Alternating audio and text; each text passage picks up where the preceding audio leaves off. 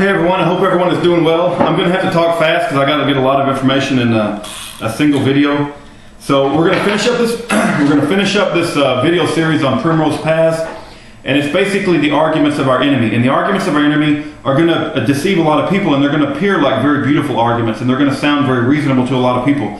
So it's important that we list them and be able to spot them when we see them. So if you have a different perspective on what I think is a Primrose path, and you think I've missed one, or you think I have one wrong, please share your thoughts because I'm interested in what you got to say. But again, I'm gonna go through them very quickly. I'm going to list an additional 8 arguments that I think are going to be common arguments of our enemy, and you may say enemy to what? And I'm going to say the enemy to the freedom and independence of man. You know, that's my main thing, is that I want man to be free and independent to make decisions about his own life. And the elite bastards in the New World Order want to enslave all of us. So they will use many different arguments to dupe the masses, and I'm going to list 8 of them as quickly as I can, and I'm interested in your thoughts. Now, I could make an individual video about every single one of these that goes on full 10 minutes, but I simply don't have the time. So I'm just going to give a quick example of each one and then move on. But if you're interested in discussing the issue with me deeper and you have additional thoughts, send me a personal message and let's go back and forth, or make something in the comment section, however you determine is appropriate. But here we go. The first one is the vagueness of words. An example would be how Obama talked about hope and change, and he talked about, you know, everybody projected their version of hope and change, but he never talked specifically, right? The whole thing is a charade. It's a con job. He didn't get specific in what hope and change was about before the election, so all these people just projected their own version of hope and change on him. Another quick example is capitalism, socialism, communism, Democrat, Republican, liberal, conservative, and even the word Christian. Every single one of those words, the meanings have been bastardized in society today. When I think of the word capitalism, I think of a capitalism without fiat money, without the Federal Reserve, with an honest money system, and with not big corporations totally ruthlessly driving small corporations into the ground and ruining our society. I don't think of that, you know, when I think of capitalism. But yet when somebody else thinks of capitalism, they'll think of what we have today, which I don't even consider capitalism. And, you know, it's just the point I want to make is that we got to get beyond using these words that no longer have precise meanings, and we have to have a rich vocabulary and be very precise when we have discussions, when we make YouTube videos or when we discuss anything with anybody in the public, because if we lose precise meaning in our words, then we're not going to be able to, you know, further our arguments. And the elitist bastards of society depend on the fact that they can give speeches and be vague about the words that they use and like play to both sides. So that's all I'll say about that. Number 2, truth is not subjective. That is absolutely not true. There's only one truth. There's only one truth in the universe. We're all trying to get to it. Do not let them convince you that truth is subjective. Let me also quickly state that the New World, you know, this is some things that I'll state will be obvious to you and I, but you would be surprised at how many people buy into the argument that I'm going to list. I mean, they just think differently. I don't know what they got different. I don't know what the deal is.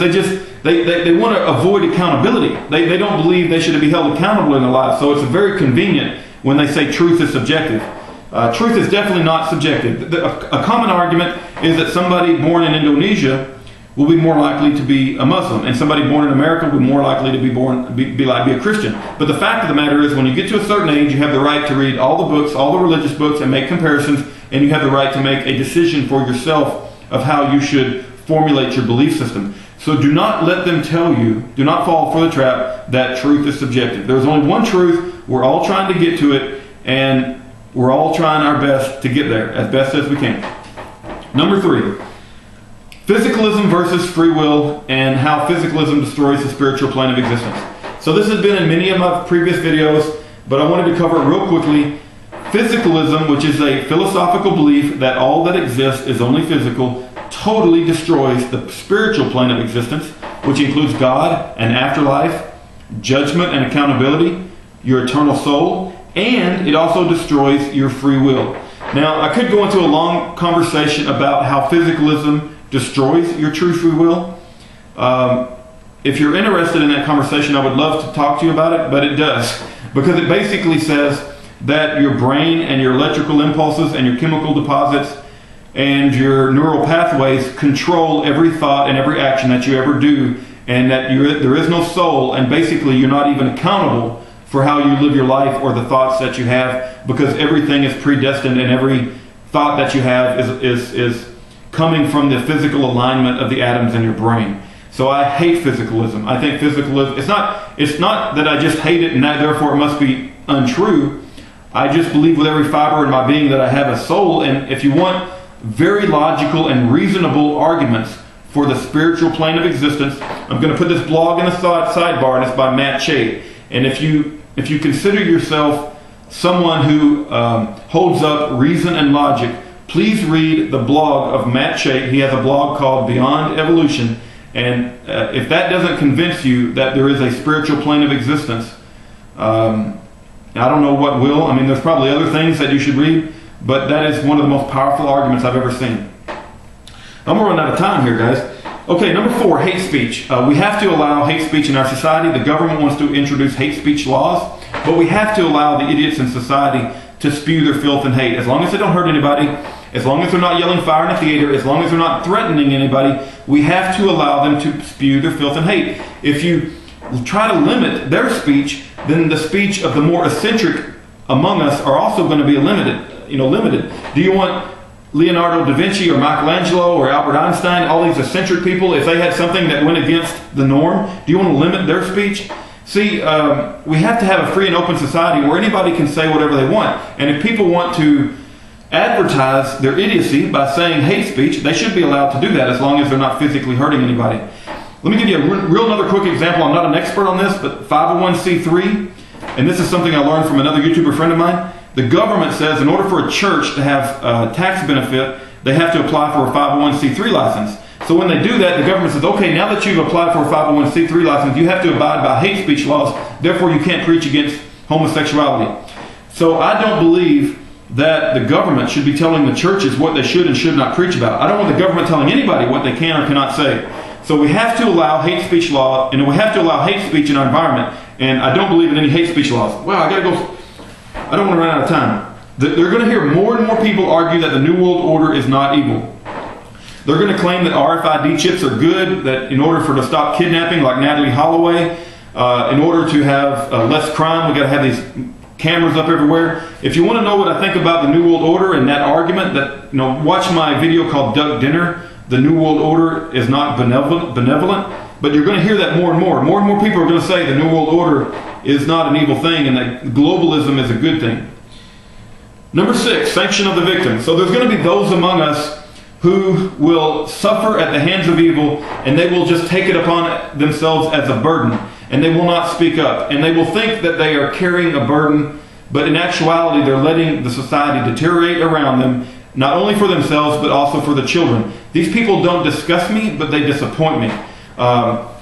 It's like they just feel like they're going to be awake as you and I. They're going to be aware of all the evil stuff going on, but they're not going to speak up, and they're just going to put the big burden on their back, and they're going to carry it. And I think that's a wrong way to approach it. I'm totally against that. I'm not going to say these people disgust me, but they do disappoint me. Do not carry the burden and think you're doing, some sort of, carrying the burden of your fellow man. You're going to help these elitist bastards destroy society. Number 7, I'm going to run out of time. I can't believe this. Number 7, forced altruism versus selfishness. Okay, Ayn Rand, of course she held up the freedom and independence of man. Some people will argue, she was an agent of the Rothschilds, and she espoused the view that man should live selfishly. When a new person walks into a church, does the pastor bring along 5 deacons and beat this man and take the tithes by force? No, the Lord doesn't take anything from you by force. If a person wants to live selfishly, that's fine. I'm not going to attack that person or criticize that person. The best way to convert a selfish person is to be, show your joy through the teachings of Jesus Christ. That person will see that you have something that he doesn't have. Help your fellow man. Help him. Be kind to him. And he will see the joy that you have obtained by being a Christian. And he will give up his selfish ways voluntarily. But do not attack selfish people. Do not criticize selfish people. There is a huge difference between selfishness and corruption. I totally denounce corruption.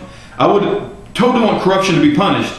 But if you see a selfish person, because they believe in objectivism and Ayn Rand, just be nice to them. They will come around eventually if you demonstrate the life of Jesus Christ.